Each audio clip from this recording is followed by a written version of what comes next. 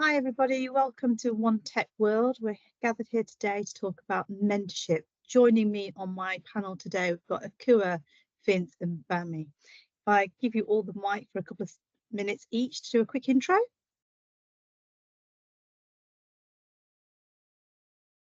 Do you want to go first, Vince? I'm first, am I? Right. Okay. Vince Pizzoni, 40 odd years in industry, mainly energy.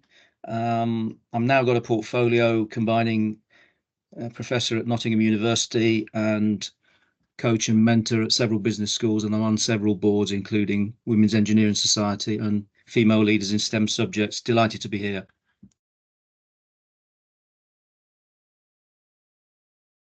Bami? Oh, thank you. Hello, everybody. My name is Bamidele Fire. I'm a chartered scientist and an agile practitioner, as well as a role model, a mentor, and a equality and diversity advocate. Happy to be here. Thank you. And last but not least, Akua. Hi everyone, it's lovely to be here today. My name's Akua Pong and I work as a senior associate at the London Stock Exchange Group. Alongside my day-to-day role, I'm also a mentor, STEM ambassador, and I work with a lot of the employee resource groups here at LSEG. And lastly, I'm also a mental health champion. Wow. Without further ado, let's discover what magic lies in mentorship, because I guess the sort of title of this session was around the magic in mentorship. So I'm going to start with you, Akua, and I want to avoid any confusion around mentorship and give the audience a good understanding of what mentorship means. What is mentorship and what are the roles of a mentor and mentee? Sure. So in terms of mentorship, I want to say first and foremost, mentoring is a really powerful tool, and this is both in your personal and professional career. So in terms of the whole kind of mentoring partnership, you'll have a mentor who will provide you with both guidance and support, and then the mentee is someone that would literally drive the relationship and tell the mentor what their objectives are. And then that would kind of frame the whole conversation in how the mentor would help the mentee going forward. And just to put into context some examples of why mentorship is sometimes required, it could be something such as a new job and you wanted to navigate the role, some form of career advancement, changing careers. You might even need a business mentor if you're starting up like a new company or some kind of initiative outside the workplace. Or in terms of personal development, it could be anything from lacking self-confidence or self-esteem. Oh, you're going through a difficult time and you need that form of guidance as well. And Vince, just so now that we've got a better understanding of the definition of mentorship, can you explain a little bit about coaching and sponsorship? Because they kind of sometimes overlap, but they are different as well in their own ways as well. Yes, that's certainly true. And following on from what Akua said about mentorship, coaching and mentoring, there is a bit of overlap. So that's one of the difficulties. But generally, coaching is focuses on specific skills and goals, and it tends to be often a shorter term relationship. Mentoring tends to be perhaps much more of a longer term relationship. And sponsorship is actually where it could be formal or could be informal, where executives advocate for employees within their team. So just to give you something, I think the best way I can describe it is examples. In fact, this last week, I've had three. The three all come up, right? So I had a situation of somebody contact me who's a senior leader in an energy company. She's a lawyer and she wants to become an executive and she's being interviewed for an executive position. So she wanted a coaching session to go through the sorts of questions she might get and how she would respond. So that was a one-off coaching session. By the way, she got it. So that was good news. So that's a coaching session. Mentoring, again, this week, I had another senior leader who works in the food industry, an engineer, and her long-term objective is to become an executive. But we've actually met several times now, and we've been focusing on things like her personality, how she interacts with others, how she finds sponsors, how she finds other mentors in the organization, what extra training she needs, etc., etc. So it's a much more complex, larger situation, and we've been meeting several times, and hopefully that will continue going forward. And then the sponsorship was actually somebody I've known for a few years who is an executive coach, and she's looking to develop more non-exec positions. And actually, I was able on LinkedIn to sponsor her to all my network, in the belief that she will actually get more roles through that. The other thing about sponsorship is obviously within a company context, where I was in an executive position. One of my team I knew I think would develop into a senior role, and my job as a sponsor was to, when he was not in the room, was to talk to the other executives about how that individual could develop in the organization, and to look for opportunities for that individual to grow. So the way to look at it probably is a mentor is what I would call a career developer, whereas a sponsor is a career accelerator. So sponsors are the ones who actually get you to move up the organization. Mentors are great people to have because they help you develop your career. So a sponsor is very much what I would call a workplace champion. Anything you want to add to what Vince and Akua have already shared?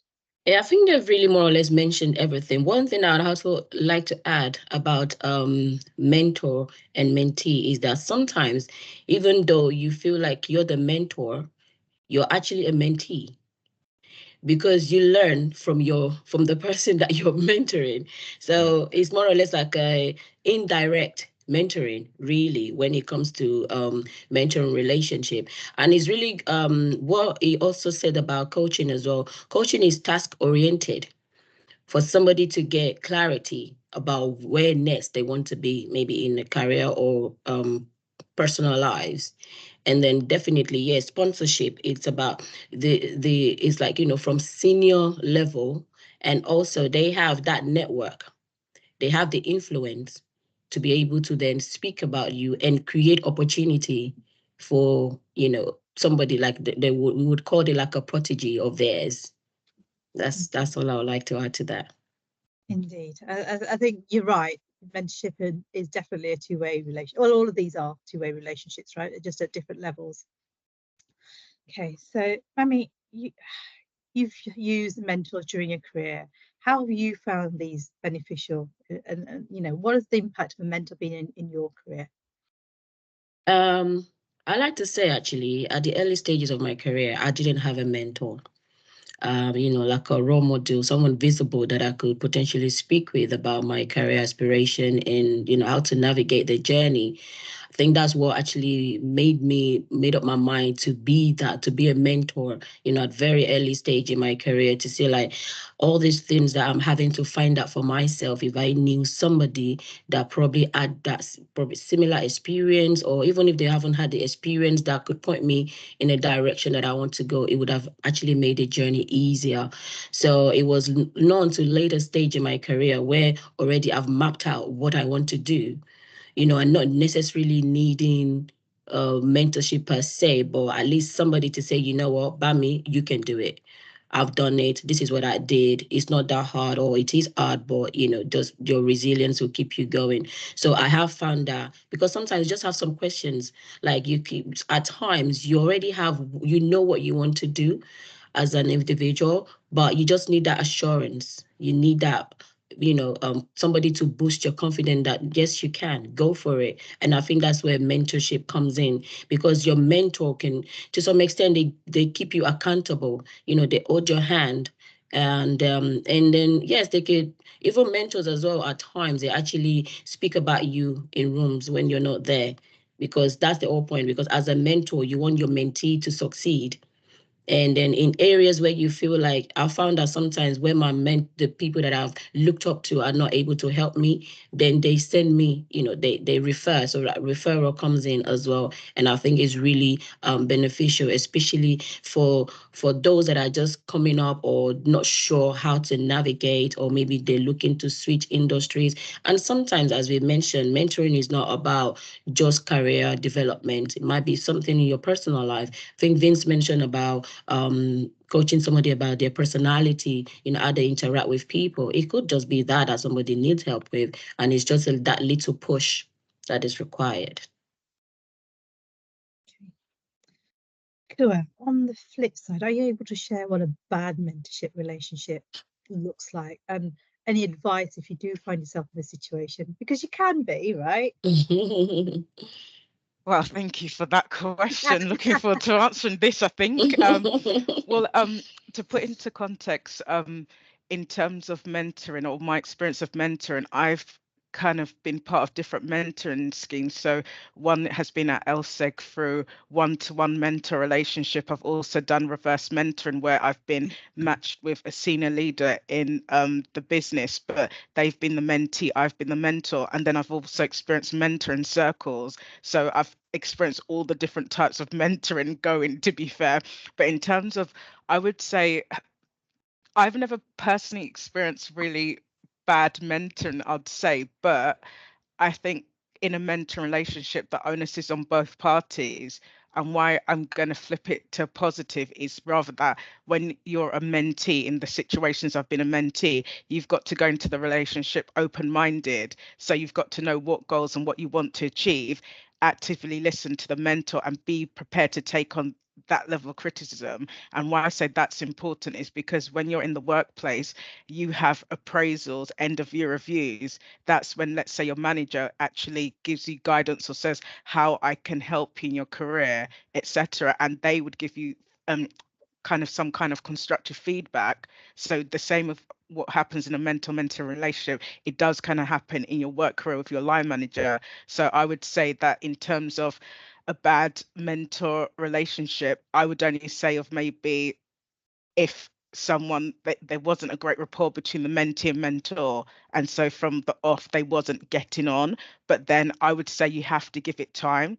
I remember once I first started a program many years ago, and at first I was like, I don't think this mentor actually gets what I'm trying to achieve. But then we turned it into positive. We had another session and it was like 50-50. Then we had a third session and then it got better. But it's just because at first we just didn't develop that rapport, and so we didn't understand like each other's needs and what would both benefit from the relationship. So then it kind of means that it's all about kind of perseverance and also being able to change your mindset, because again you can reflect it back to workplace. If something isn't going well, you have to think about who's going to change the situation.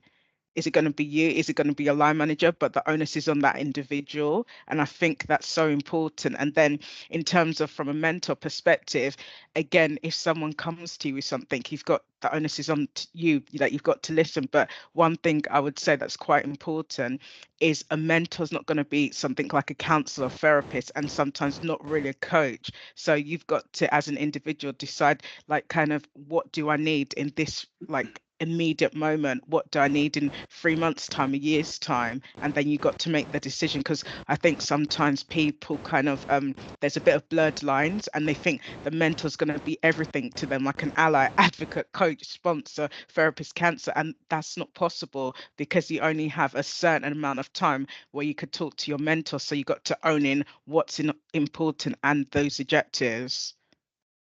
I think there's some great nuggets there, Kira, and some positive ones, right? From being open-minded in your mindset, right? You've got to have that mindset and go in positive.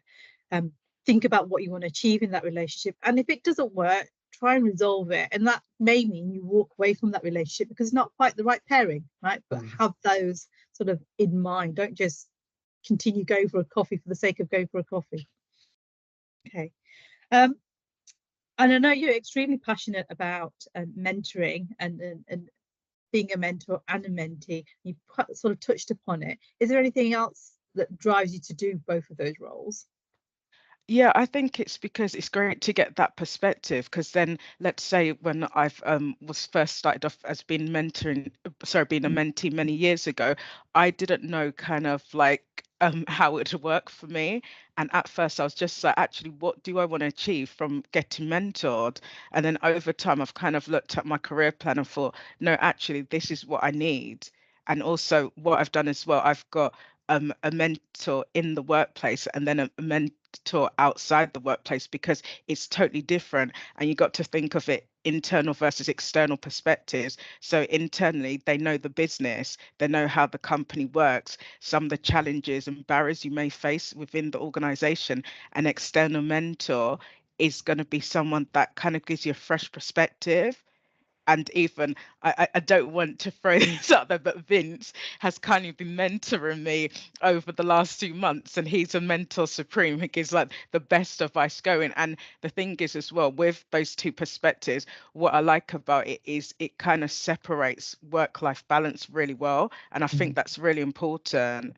So that's kind of what I can contribute to someone else. And even I've mentored 2 individuals that are under kind of law industry rather than technology, and it's worked really well just because our personalities really match. And one thing I'd say is, like, when you're first starting a mentor relationship, do something like the Myers-Briggs personality test. It's like MBTI. It's great because you could see kind of like what your mentee's like as an individual, and then you could both work towards that relationship based on their personality type. Indeed, indeed. And I guess and I've learned the internal external mentorship can be very valuable as well, and you get different things and different outcomes from those relationships. 100%. Right, Vincent, as our male ally on the panel, I want to bring you back in the discussion to explore the values of reverse mentorship. I know we've kind of touched upon this, and I know you've got experience of this. What are your thoughts here? Actually, some interesting points that Bami and Akua raised. Mentors can be mentees, so we're going to come on to this. Is a little bit like a mentor becoming a mentee, and Akua's talked about reverse mentoring that she's been involved in, and that relationship between the mentor and mentee is critical. And that's why I think whenever you go in those relationships, you should first test out whether you actually get on, because if you don't get on, as you've Akua said, probably time to go and find someone else. So reverse mentoring, if you think of mentoring a mentor and mentee like this, the reverse mentor sort of turns it almost the other way around. So reverse mentoring is where perhaps the relationship is the senior person is being mentored by the more junior or younger employee, and there's a whole bunch of reasons for that. They reckon it started in the 90s with a guy called Jack Welch in GE, who's quite an interesting character if you want to read up about him. But I got more involved in it. Actually, the funny thing is, in industry, when I think back, I was being reverse mentored by junior employees, although we never called it reverse mentoring. We called it advice, or can you tell me what you think? So there are lots of organizations that have moved to reverse mentoring. There's a whole bunch of benefits that you can get from it. One is, I think for the younger employee or junior individual, it's a chance for them to mentor, to learn about mentoring, and to develop leadership skills. So it empowers young people, potential new leaders. I think the second thing it probably brings is an opportunity to foster an inclusive culture, which is what we're all aiming for. So very often mentors from underrepresented backgrounds are partnered with mentees from senior management to broaden their horizons, and I think that again can be very good at improving diversity and inclusion in the workplace. It increases knowledge across the organization, because a lot of the senior leaders actually they've forgotten what it was like 20-30 years ago on the ground floor, and they really need to. Things have changed. I mean, I think the changes that have happened in my working career, a lot's changed. They've probably forgotten, and that's why it's very important to understand what's happening across the organization and what are the pluses and minuses of the younger people coming through. I think also it builds connections between people and generations. So, for example, I think in the workplace now, it's the first workplace where we've got, I think, 5 generations, at least 4 generations, possibly 5, from people who are probably working in their 70s plus to people just entering. And this is a way of building connections between them all, because in a way that's natural and works well, as opposed to being forced. I think it helps there. And I think the other thing reverse mentoring can do, it can improve staff retention.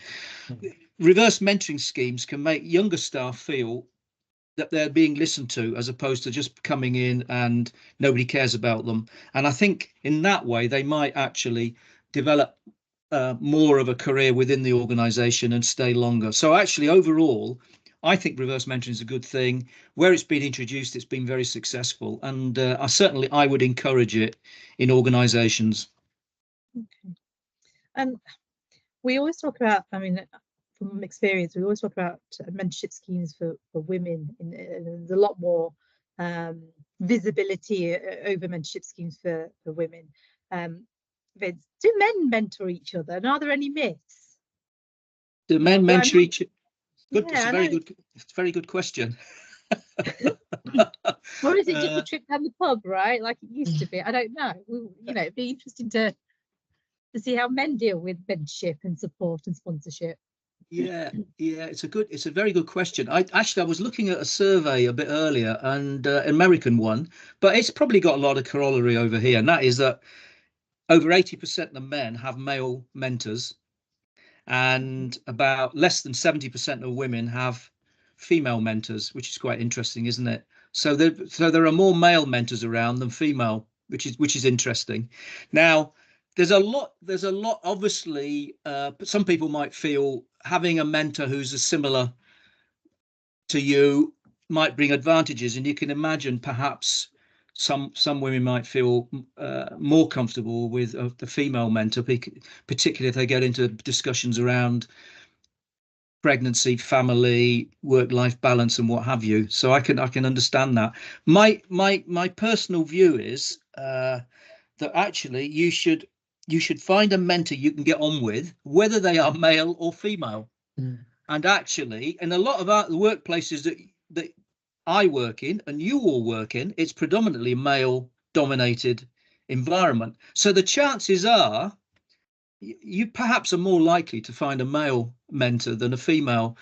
Having said that, there are obviously very good female mentors because they've developed over time. And to be honest, if I look at I like to feel that every mentor-mentee relationship I have, I'm being mentored by the person I'm mentoring. And in fact, actually, so I get a lot of females mentoring me, even though they might feel they're the mentee. But the reality is they're mentoring me, and I hope I tell them that, and because I learn an awful lot from it. So yes, it is a myth.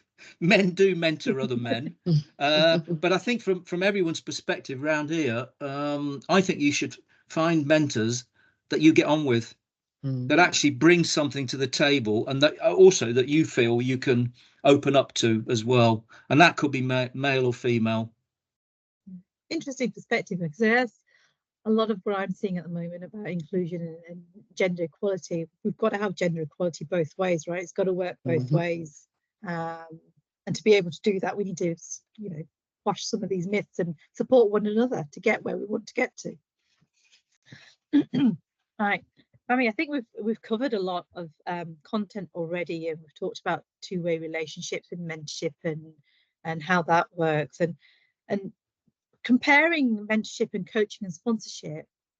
What are your views overall? Because there's true overlaps between them, because sometimes you can start a mentorship relationship, and if it's something specific, can become coaching, or your mentor can become your sponsor if it's internal.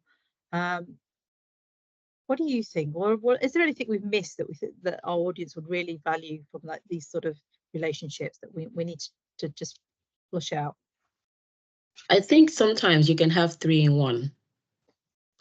You can, sometimes it's possible, because I've been in situations where like early on in my career, where I thought I needed a mentor, and then somehow I managed to get a coach, in the workplace. And then what I found with coaching is that they tend to, initially I was like, no, this is not what I needed, because they kept on asking you, what would you do?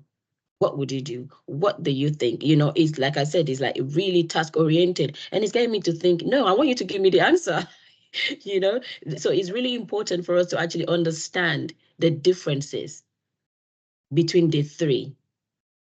And have you found, when your coach or mentor has actually challenged you for the answer, you become more accountable for the actions? Absolutely. Yeah, but initially you're like, no, but I came to you for the solution. Whereas a lot of the time, I think I mentioned earlier, we have the solution. We just need that validation that you're thinking right, because sometimes the steps that we want to take, they're really big steps. And then you're thinking, am I actually ready for this? Then that's where, you need that validation and that confidence booster to say, oh yes, you can do it. And then the reason why I said is that sometimes it can be 3 in 1, is that your mentor can be somebody like, that has that influence, that have that power, and then the network that you need, so they can do all 3 for you. So it's about, that's where it's good to have that initial, how do you call it, assessment. As a mentor, especially an experienced one, they will be able to see that even though you say you need this, they can work out that that's not what you necessarily need. That you might feel that you need you need mentoring or coaching, whereas all you need is a sponsor because you're already there. So it's just that, that fine line. And another thing that I want to add is also, in the workplace, I think language matters, because a lot of people, they don't see themselves maybe as mentors or as as mentees. So I think it's in the way that we say it. Vince mentioned and also Aqua, that sometimes it's about, because sometimes you're thinking as a mentee, what do I want? As a mentor, what can I give?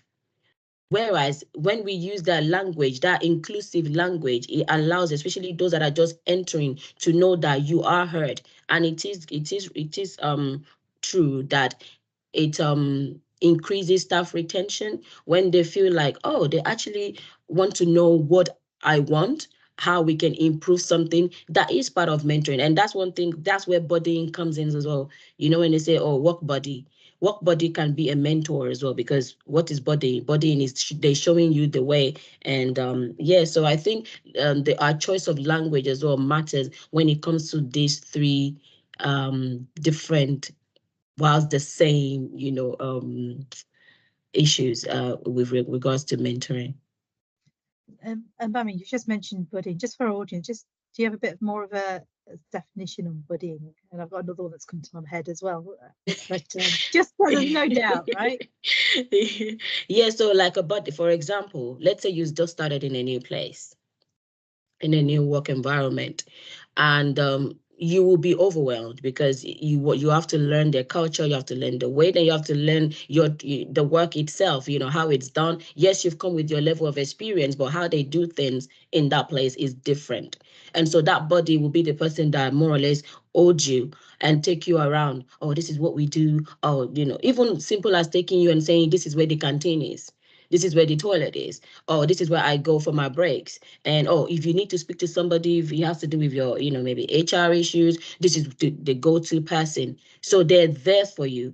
They make your stay, or your, how do I say, the onboarding and the induction period easy for you. So I think it's always good. A lot of workplaces, sometimes they do that. They call it trainer, but it's not really trainer. It's like a buddy, because what a buddy does is different to what the person that will train you, like in the technical aspect of your role. It's more or less different. So I think definitely buddy. And if they don't assign one to you, find one, because I would say to find one yourself in your workplace. I think it's really important. I've had experience of buddies when I first joined an organisation, but other times as well when there's been life-changing events. So say you've returned from maternity leave or bereavement, sometimes having a buddy who's been in the same scenarios as yourself, experienced the organisation as yourself, can add so much value. And particularly now where organisations aren't in the office 5 days a week, we're hybrid. So having a buddy can really help you navigate an organisation and maybe some of the things that you haven't thought about. Yes. The other concept that sprung to mind was shadowing, a similar sort of process as buddying, but especially as you're advancing your careers, if with your mentor, if opportunities arise as you're trying to move to the next step in your career, shadowing is another great way of getting some oversight and experience. Akua, Vince, anything else you guys would like to add? Do you want to speak, Akua? Yeah, I would say that even just to add to that, I would also kind of like, in terms of mentorship as well, as I said, it also covers personal as well as professional. Like, look at your why. because I think that's so important as well to other objectives, because it's kind of like if you don't know what is your why and kind of like what you want to achieve, it makes it a lot harder over time. And one thing I'd say as well, like because I gave examples of different types of mentoring as well, like let's say for instance when you're in a mentoring circle as opposed to one-on-one, the mentoring circles are quite nice because as it's a group dynamics, you could bounce off each other and you still learn from others as well. Because let's say not all of you would be in the same kind of department in the workplace or even externally, you're in different areas. So it's like you learn something new every time. And I would definitely say, especially externally, if you can find a mentoring program, it's really great because like both all of you are aware on this call today, that some of us came through the Kajigo mentoring program. So that's for women in tech, and there's Elevate, there's like-minded females, there's so many out there, but you also have to find the one that suits your needs, as like what I said earlier on. But they're really valuable because the other people you meet, and then that helps you to expand and grow your network as well. So don't overlook that just because you're in a workplace, it doesn't mean you have to just do their mentoring program. There's other options out there, and you never know how like that may take you. You could also get sponsored technically externally, where someone sees something great you're doing and they might reach out to you and say like, I think I can help you. And the other thing is never be scared to approach someone else in your industry and ask them to mentor you, because some people get scared. They get like, oh my God, like the person's a celebrity, I'm scared to ask them. But don't be, because no, honestly, a person may say no, not at the moment, because they may be busy with different tasks and their own projects, but it's never say never. Try asking again, even ask 3 times, because strike it lucky kind of vibe. But no, honestly, I say, because there's sometimes some people go that, oh my God, that person's amazing and I really want them to be my mentor, but I'm really scared of asking. Be intentional. If you write something down as a note to say like, look, I've seen your career and you're in similar industry to me. We've got similar synergies. Would you mind being my mentor, or even sparing some time, or initially have a first conversation, see if that person's right for you, and then go on to kind of arrange something a bit more informally, like every month, every quarter. And it does work. I've done it before, and yeah, you might get the right result that you want, but yeah, just be open to new experiences, new challenges, because that makes you develop as a person and be the best version of yourself. Hard to follow that, because that's Yeah, encompassed everything there. Lots of great things about mentoring circles, learning something new, open to new experiences. Bami also mentioned about mentors becoming sponsors, and actually my greatest ever mentor became my sponsor. It's exactly what happened, because we developed this relationship despite the fact we were totally different personalities, and over time he became VP, and actually after he retired and everything, I was able to get to a similar level. So I think that can happen. The other thing I've written down here is a couple of things about women very often tend to be over mentored and under sponsored, and I think it's worth saying, go out and actually get a sponsor. Now sometimes it works the other way. The sponsor finds you, and actually probably in a lot of cases where I've sponsored, I've probably found the people and have spoken to them and said, I think there's an opportunity here for us to work together, because I think you've got a career projection of this, that, and the other. So I would encourage people to do all the things to attract a sponsor, get a good reputation in what you're doing. Prepare an elevator pitch. How many people have got an elevator pitch ready that they could use when they need to? Show that you are actively managing your career. And I would also say, don't find just one sponsor, find a few, because the reality is that sponsor may leave. What happens? You're probably going to have a problem. And keep them up to date with what you're doing, all the accomplishments you're doing. And the other thing is, don't forget to thank them. A lot of people forget to thank people when they've helped them. And then the other thing you need to think about when you've got a sponsor is you need to be aware that the actions that you take will reflect not just on you, but your sponsor. If you mess it up, that reflects on your sponsor too, and it may be that sponsor will drop you like a hot potato. So I mean I'm exaggerating probably, but I think it's fair to say if you have a sponsor, it does reflect what you do as well. So just be aware of that. But I think go out, get sponsors, because we need more women who are sponsored. Many women are being mentored, but that's not enough. As I said earlier, it's mentoring is career development. It's sponsoring that accelerates your career. Indeed. Right. Now, before we wrap up this session, and I think we've covered a lot of wonderful pieces of information and valuable nuggets of wisdom in our conversation, I'm going to ask each of you, and as our title suggests, there is magic in mentorship. What is the one thing you want to leave our audience with? I'll start with you, Bami. I think I would say be audacious. Like Aqua said it. Don't be scared. You know what's funny? That we had that conversation yesterday on one of the networking event that I went to. And then, this person is standing there, you're thinking, oh my gosh, this person is a celebrity. Like they know it all. And I'm like, no, I'm not going there. What are you going to say? So be audacious, just go. I always say the one thing, worst case scenario, they say no. If they say no, don't take it personal.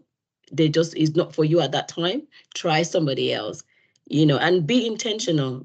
I think Aqua mentioned that you have to be intentional because you cannot say, because everybody's time is valuable. So you cannot say you need a mentor or a sponsor, and then you're not putting in the work. You have to put in the work and be accountable.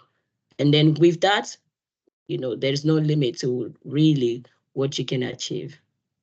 Indeed, thank you. Vince, yourself?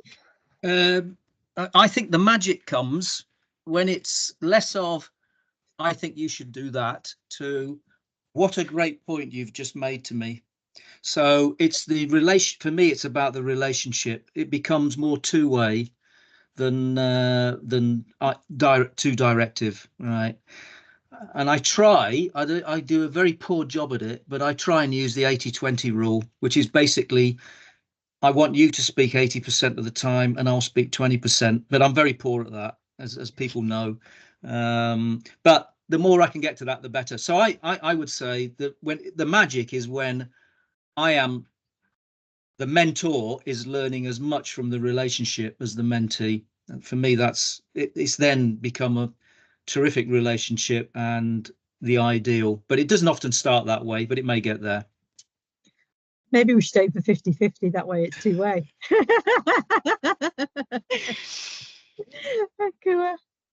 I'm going to do it from both areas of mentee and mentor. First of all, with the mentee, I think sometimes people don't understand how amazing they are. And I know this has been thrown out there quite a bit, but the person, the mentee, needs to know that they're great and they're more than enough. And I remember, like, there's some song or something, and it's about it's this kind of song from, like, I think Gilmore Girls or something like that. I can't even remember anymore. But in terms of the advice I want to go with this is that no matter how long you've been in the industry, sometimes individuals, and I've done it myself, you sometimes forget like who you are, and sometimes you might need a mentor or someone around you just to help validate you, to get you back on that right path. So just always remember that kind of like you're more than enough, you're great at what you do, and just keep striving to be the best version of yourself, because you got to remember, like, every day when you get up, you're getting ready, etc., you look in the mirror, you're looking at what reflects you, the individual that reflects themselves. If you feel like you're doing the right things, etc., it's kind of like a leading light. You're the light that reflects around the room and things like that. And so I just feel like it's important, and your happiness and what you control is kind of like, you look at two circles. This is in my control, these external factors. Forget about external factors, focus on you, for your career, your needs, what comes first. And then to finish it off, because I'm a quote person, I do love the quote from Dr. Maya Angelou about what you learn, teach, and what you get, give. And I think it's so important. And that's kind of like, if you've been a mentee for a while, later on, maybe progress to be a mentor and teach people what you've learned. It's so important to give back and pave the way for others. I think we've had three great perspectives on mentorship. If you haven't walked away with any magic, perhaps you need to re-listen to the recordings again. There are lots and lots of nuggets amongst the conversation that we've had today. Thank you so much, Bami, Akua and Vincent, for joining me today to talk about mentorship, and hopefully we'll be able to catch up with our audience soon. Thank you. Thank you. Thank you. Goodbye. Bye-bye. Thank you. Bye.